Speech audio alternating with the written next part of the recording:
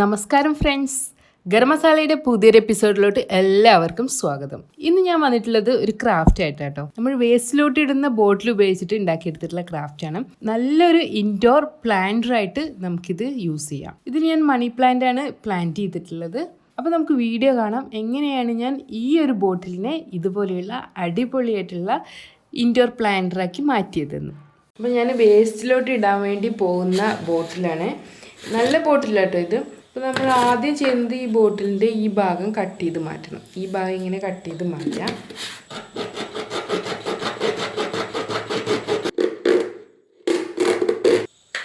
വളരെ ഈസി ആയിട്ട് തന്നെ ഞാൻ കട്ട് ചെയ്തെടുത്തിട്ടുണ്ട്. ഇനി നമുക്കിതൊന്ന് ഫിനിഷ് ചെയ്യണം.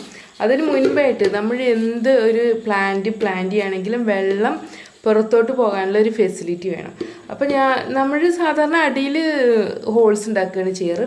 ഞാൻ സാധാരണ ഇൻഡോർ പോട്ട്സ് ഉണ്ടാക്കുമ്പോൾ ചെയ്യാറുള്ളത് അടിയിലല്ല ഹോൾ ഉണ്ടാക്കുക, ഇവിടെ ആയിട്ട് ചെറിയൊരു ഹോൾ ഉണ്ടാക്കി വിടുകയായിട്ട് ചെയ്യുന്നത്. ഇത്രയും സ്പേസ് നമുക്ക് വെള്ളം കളക്ട് ചെയ്യാനുള്ളൊരു സ്പേസ് കിട്ടും. അപ്പോൾ നമ്മൾ നമ്മളൊരു 1/2 കപ്പോ 1/4 കപ്പൊക്കെ വെള്ളം ഒഴിച്ചു കൊടുക്കുക, അല്ലെങ്കിൽ സ്പ്രേ ചെയ്യുകയാണെങ്കിൽ അധികം വരുന്ന വെള്ളം താഴെ നിൽക്കുകയും ചെയ്യും. നമ്മുടെ വീടിൻ്റെ അകത്തോട്ടൊന്നും വീഴില്ല. അതിന് വേണ്ടിയിട്ടാണ്. ഇതിൻ്റെ അടിയിൽ നമ്മൾ സാധാരണ വെള്ളം കളക്ട് ചെയ്യാൻ വേണ്ടിയിട്ട് പ്ലേറ്റൊക്കെ വെക്കുമല്ലോ, അത് ഒഴിവാക്കുന്നതിന് വേണ്ടിയിട്ടാട്ടോ ഇങ്ങനെ ചെയ്യുന്നത്.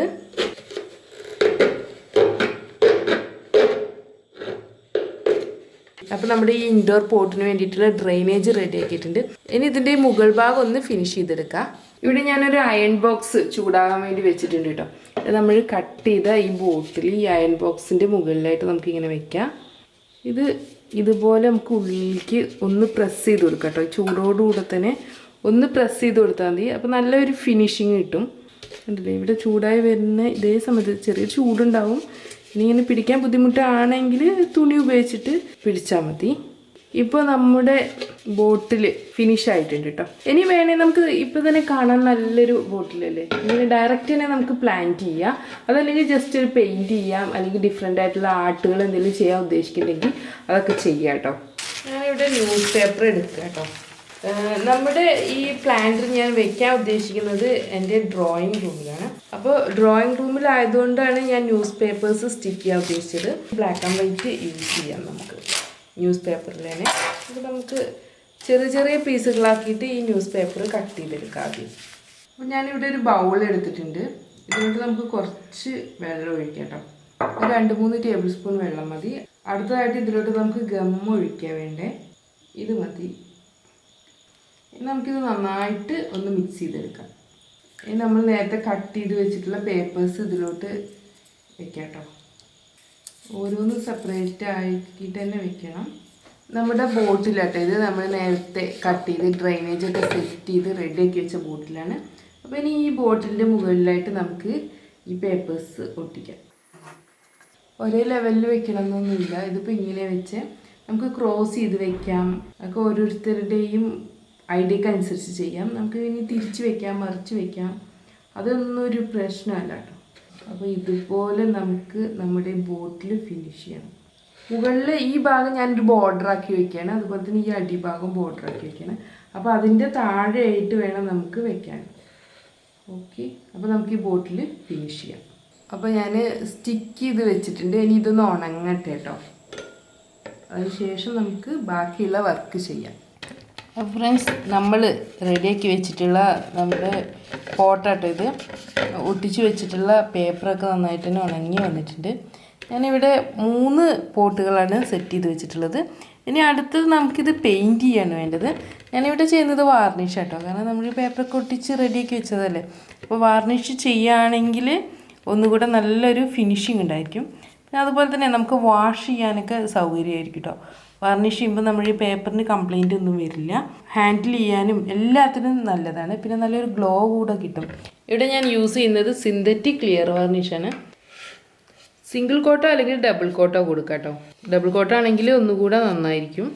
ക്ലിയർ വാർണിഷ് ആയതുകൊണ്ട് തന്നെ ഉണങ്ങി കഴിയുമ്പോൾ നല്ല പ്ലെയിൻ ആയിരിക്കും കേട്ടോ. അത് നമ്മുടെ ഫസ്റ്റ് കോട്ട് കഴിഞ്ഞിട്ടുണ്ട് കേട്ടോ. ഇതൊന്ന് ഉണങ്ങട്ടെ. അതിനുശേഷം ഗ്ലോ കുറവാണെന്ന് തോന്നുകയാണെങ്കിൽ മാത്രം സെക്കൻഡ് കോട്ട് ചെയ്താൽ മതി. ഫ്രണ്ട്സ്, ഇത് ഞാൻ സെക്കൻഡ് കോട്ട് അടിച്ച് വെച്ചിട്ടുള്ള നമ്മുടെ പ്ലാന്ററാണ് കേട്ടോ.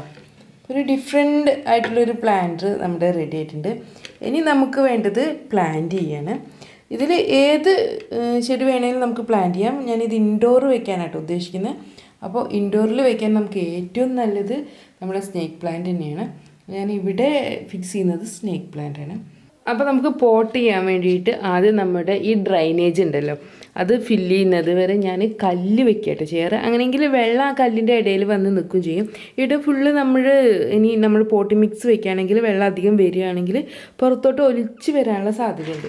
അപ്പോൾ അതില്ലാതിരിക്കാൻ വേണ്ടിയിട്ടാണ് ഇത് നന്നായിട്ട് വാഷ് ചെയ്ത് ക്ലീൻ ചെയ്തിട്ടുള്ള മെറ്റലാണ്. മെറ്റലോ കല്ലോ എന്ത് വേണേലും നമുക്ക് ഉപയോഗിക്കാം കേട്ടോ. അപ്പോൾ നമുക്ക് കറക്റ്റായിട്ട് തന്നെ ഈ കല്ല് അറേഞ്ച് ചെയ്ത് വെക്കാം. ഇനി 3 പോട്ടിലും കല്ല് അറേഞ്ച് ചെയ്ത് വെക്കാം. ഇങ്ങനെ നമ്മൾ സ്പ്രെഡ് ചെയ്ത് വെച്ചിരിക്കുക കേട്ടോ. മെറ്റല് നമ്മുടെ ഹോളിൻ്റെ ആ ഒരു ലെവലിലാണ് വെക്കേണ്ടത്. ഇനി അടുത്തതായിട്ട് ഈ ക്ലോത്ത് ഞാൻ കല്ലിൻ്റെ മുകളിൽ സ്പ്രെഡ് ചെയ്യാണ്. അങ്ങനെയെങ്കിൽ പെട്ടെന്ന് ചെളിയൊക്കെ ഉണ്ടെങ്കിൽ ഈ ക്ലോത്തിൽ പിടിക്കും. പിന്നെ കൂടുതൽ വരികയാണെങ്കിൽ മാത്രമേ ഉള്ളൂ താഴോട്ട് വരിക. ഇത് ഇൻഡോർ വെക്കുന്നത് കൊണ്ട് തന്നെ നമ്മൾ അതൊക്കെ കെയർ ചെയ്യണം കേട്ടോ. അപ്പോൾ നമുക്കിനി ക്ലോത്ത് വയ്ക്കാം. ഇതുപോലെ ഞാൻ ക്ലോത്ത് ഇറക്കി വെച്ചിട്ടുണ്ട്. ഇനി ഇതിൻ്റെ മുകളിലായിട്ട് വേണം നമുക്ക് പോട്ട് മിക്സ് വെക്കാനും നമ്മുടെ പ്ലാന്റ് ഫിക്സ് ചെയ്യാനും. എൻ്റെ സ്നേക്ക് പ്ലാന്റാണിത്. ഇത് വെറുതെ തണ്ട് കുത്തിയതാട്ടോ. അപ്പോൾ അതിന്ന് പൊട്ടി മുളച്ച പ്ലാന്റുകളാണ്. ഒരുപാട് പ്ലാന്റ്സ് ഉണ്ട്. അപ്പോൾ ഇതൊക്കെ ഞാൻ ഇതുപോലെ ചെറിയ പ്ലാന്റ് ഉണ്ടാക്കിയിട്ട് അതിൽ നടാൻ വേണ്ടിയിട്ടാണ് ഉദ്ദേശിക്കുന്നത്. നമ്മളിപ്പോൾ അവിടെ 3 എണ്ണമല്ലേ സെറ്റ് ചെയ്യാൻ പോകുന്നത്. അപ്പോൾ 3 പ്ലാന്റ് നമുക്കിതിന്ന് പറിച്ചെടുക്കാം. അത് റെഡിയാക്കി വെച്ചിട്ടുണ്ട്. കൂടുതൽ ചകിരിച്ചോറാണ് ഞാൻ ഈ പോട്ടി മിക്സിൽ യൂസ് ചെയ്തിട്ടുള്ളത്. ഇൻഡോർ ആയതുകൊണ്ടാണ് ഞാൻ ചകിരിച്ചോറ് കൂടുതൽ യൂസ് ചെയ്തിട്ടുള്ളത്. പിന്നെ സാധാരണ നമ്മുടെ എല്ലുപൊടി, വേപ്പിൻ പിണ്ണാക്ക് അതെല്ലാം മിക്സ് ചെയ്ത് വെച്ചിട്ടുണ്ട്. അങ്ങനെ കമ്പോസ്റ്റോ അങ്ങനെ എന്തെങ്കിലും ഒരു ഫെർട്ടിലൈസർ കൂടെ ആഡ് ചെയ്യാം. അപ്പോൾ ഞാൻ നമ്മുടെ പോട്ടിലോട്ട് ഈ പോട്ടി മിക്സ് മാറ്റുകയാണേ. ഒരു പകുതി ഭാഗം നമുക്കിത് ഫില്ല് ചെയ്യാം. പിന്നെ ഈ സ്നേക്ക് പ്ലാന്റൊക്കെ നമ്മൾ ഇതുപോലെ ചെറിയ കുറച്ച് കൺജസ്റ്റഡ് ആയിട്ടുള്ള പോട്ടിലാണ് പ്ലാന്റ് ചെയ്യുന്നതെങ്കിൽ പെട്ടെന്ന് തന്നെ ഒരുപാട് ബ്രാഞ്ചസ് വരും. അതായത് പെട്ടെന്ന് പൊട്ടി മുളച്ച് വരും. അപ്പോൾ ഇനി അടുത്ത പോട്ട് ഞാൻ ഫില്ല് ചെയ്യണേ. ഇതുപോലെ നമുക്ക് 3 പോട്ടും ഫില്ല് ചെയ്തെടുക്കാം. ഇനി നമുക്ക് നമ്മുടെ പ്ലാന്റ് വയ്ക്കാം.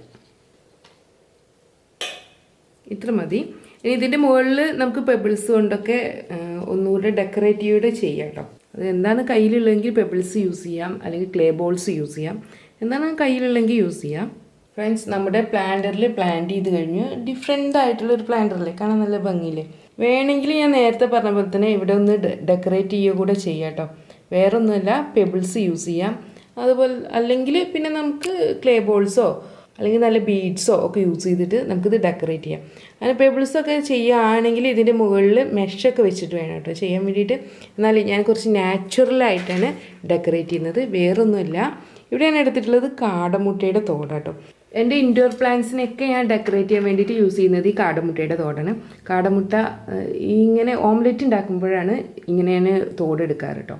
അപ്പോൾ എന്താ ചെയ്യേണ്ടതെന്ന് വെച്ചാൽ തോട് നന്നായിട്ട് സോപ്പ് പൊടിയിലിട്ടിട്ട് ക്ലീൻ ചെയ്തിട്ട് ഉണക്കി വെക്കണം. എന്നാൽ മാത്രമേ ഉള്ളൂ നമുക്കിത് യൂസ് ചെയ്യാൻ പറ്റുക. കാരണം ഫൗൾ സ്മെല്ലൊന്നും ഉണ്ടാവില്ല, അതിന് വേണ്ടിയിട്ടാണ്. അപ്പോൾ നമുക്ക് ഈ പ്ലാന്റിനെ ചുറ്റും വയ്ക്കാം. ഈ സൈഡിൽ നിന്ന് നമുക്ക് ഡെക്കറേഷൻ തുടങ്ങാം. ലോ കോസ്റ്റായിട്ട് നമുക്ക് ഡെക്കറേറ്റ് ചെയ്യാൻ പറ്റിയ ഒരു ഐറ്റം ആട്ടോ ഈ കാടമുട്ടയുടെ തോട്. കാണാൻ നല്ല ഭംഗിയാണ്, പെബിൾസിനേക്കാളും ഭംഗി തോന്നിയിട്ടുണ്ട് എനിക്ക്. അപ്പോൾ തന്നെ നമുക്ക് സ്പെൻഡ് ചെയ്യണ്ടേ. എന്തായാലും നമ്മുടെ മുട്ടയൊക്കെ നമ്മുടെ ഡെയിലി ഫുഡിൽ യൂസ് ചെയ്യുന്നതാണ്. അപ്പോൾ നമുക്ക് ഇങ്ങനെ കാടമുട്ടയുടെ തോടോ സാധാ മുട്ടയുടെ തോടൊക്കെ ക്ലീൻ ചെയ്തിട്ട് നമുക്കിങ്ങനെ ഡെക്കറേറ്റ് ചെയ്യാൻ വേണ്ടിയിട്ട് യൂസ് ചെയ്യാം. ഇത് നമ്മുടെ ഈ പോട്ടിൻ്റെ ഡിസൈനിന് അനുസരിച്ചിട്ട് തന്നെ കേട്ടോ മുട്ടയും കാണാൻ. അപ്പോൾ ഒന്നുകൂടെ നല്ലൊരു ഭംഗി ഫീൽ ചെയ്യുന്നുണ്ട്. അങ്ങനെ ഫ്രണ്ട്സ്, നമ്മുടെ പ്ലാന്റർ റെഡി ആയിട്ടുണ്ട്. ഹെർബലൈഫിൻ്റെ ബോട്ടിൽ യൂസ് ചെയ്തിട്ടാട്ടോ ഞാൻ ഈ പ്ലാന്റ് ഉണ്ടാക്കിയിട്ടുള്ളത്. അതുപോലെ തന്നെ ഇതിൽ ഞാൻ പ്ലാന്റ് ചെയ്തിട്ടുള്ളത് സ്നേക്ക് പ്ലാന്റാണ്. നമുക്ക് ഇൻഡോറിലൊക്കെ ഏറ്റവും നല്ല പ്ലാന്റായിട്ട് തന്നെ നമുക്ക് യൂസ് ചെയ്യാവുന്നതാണ്, ഇൻഡോർ പ്ലാന്റായിട്ട് യൂസ് ചെയ്യാവുന്നതാണ് ഈ സ്നേക്ക് പ്ലാന്റ്. അതുപോലെ തന്നെ ലെഫ്റ്റ് ഓവർ ആയിട്ടുള്ള കാടമുട്ട ഉപയോഗിച്ചിട്ടാണ് ഞാനിത് ഗാർണിഷ് ചെയ്തിട്ടുള്ളത്. കാടമുട്ടയുടെ തോടാണ് ഗാർണിഷ് ചെയ്യാൻ വേണ്ടിയിട്ട് യൂസ് ചെയ്തിട്ടുള്ളത്. അപ്പോൾ ഫ്രണ്ട്സ്, എല്ലാവർക്കും എൻ്റെ ഈ പ്ലാന്റർ ഇഷ്ടമായെന്ന് വിശ്വസിക്കുന്നു. അപ്പോൾ വീണ്ടും നല്ല അടിപൊളി വീഡിയോസൊക്കെ ആയിട്ട് നമുക്ക് കാണാം. Thanks for watching. Thank you.